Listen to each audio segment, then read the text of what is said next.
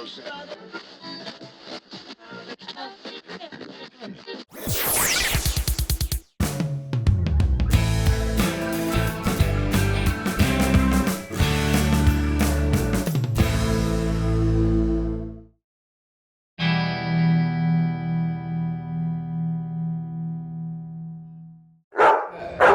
was a cosign. Well, you kind of answered my next question, which was what makes Van Devices special and why should we visit?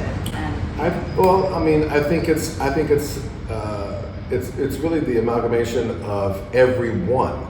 You know, the band. It's the people actually define the space. You know, we just provide it, and pop open some cheap bottles of wine, and but really it's more so the connection. And what I've found in 30 plus years of going into spaces is that most people don't interact with you. They don't talk to you. Even if you want to buy, you can't find a price list. They want to put you on a list. They want to let you know later about it, or they want to know which specific piece. But I'm like, what is all this gatekeeping? Like, we're in business to help sell, promote, and collect or acquire, great art pieces. And, why is there all of this other stuff? It makes absolutely no sense. It's like you want to go to an open house or something, and suddenly, they don't want to tell you what the price of the house is or something. It's like, what the hell is going on? Why are we doing this? And so that's where I think a lot of people have really failed. It's such an interesting conversation, because there really is no other industry that takes itself this seriously. Yes, too seriously. So that kind of leads on to the next thing, which is, what is your advice for someone who, they wanted to start an art collection, or they think it's too big, or it's too scary, or they don't know where to start. Well, how can they come here and start that conversation? And, what advice do you have for them? The very simplest thing first, I always tell people, buy what you like, buy what you can afford, ask questions. Like, literally, I think we've covered this, but we've got to the point where people don't talk to one another. And for us, while yes, we need to keep the lights on and that whole thing, it's less about the transaction, it's more about the relationship. I have clients and friends and patrons that have been coming to my various spaces for almost 30 years. Many of them have never bought anything.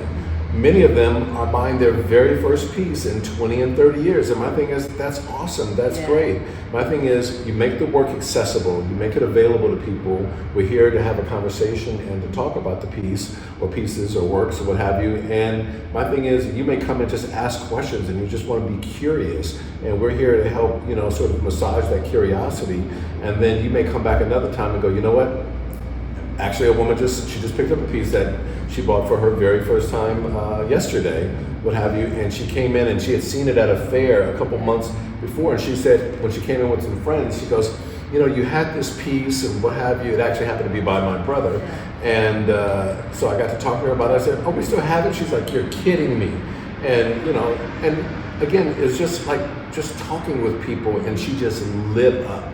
She was just so excited, and when she finally came to pick up the piece yesterday, I mean, her mood, she was so absolutely thrilled. And I'm like, that's the win right there.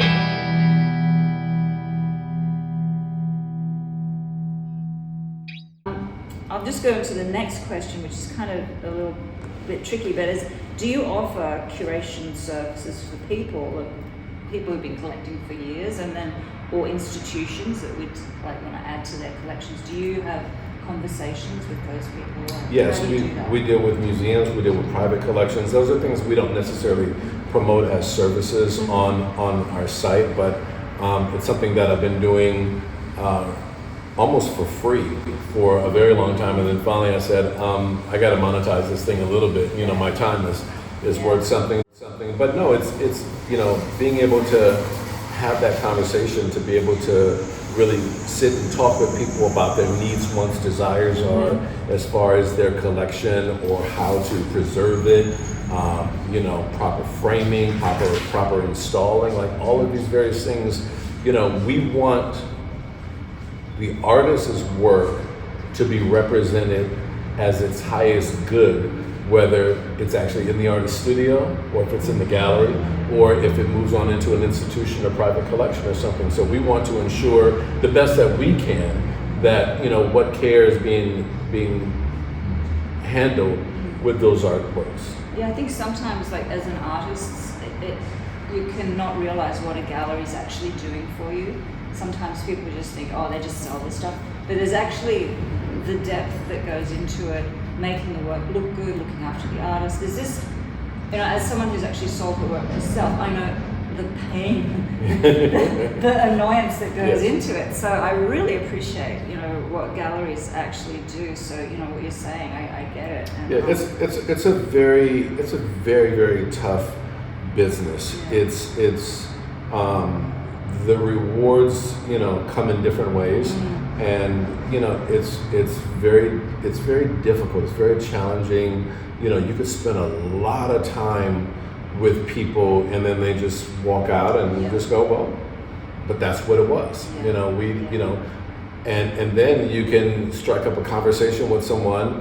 And then, you know, in the case of like a Beth Rudin DeWoody or some of these other collectors, they can end up buying 30, 40 works from you over a span of years or something. And my thing is, that's why I say no matter who it is stepping through that door, no matter what, you greet every single person, you let them know there's a QR code or a price list or something like that. And if you have questions, we're here to engage with it, you know. And sometimes it's 15, 20 emails back and forth before, or if someone finally says, you know what, let's go for it, you know, and you just go,